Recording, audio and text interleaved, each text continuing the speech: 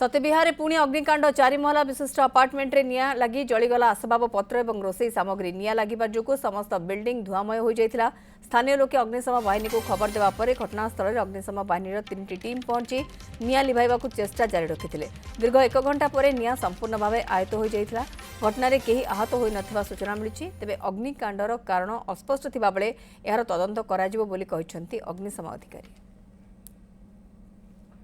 यहाँ टे short circuit भाया smell आईला से जानले टे देखिले निआ उठी सांगे सांगे आम ये फायर ब्रिगेड को इनफॉर्म करते फायर ब्रिगेड भी टाइमली पलि आसला विदिन 15-20 मिनट्स भर फायर ब्रिगेड पलि आसला।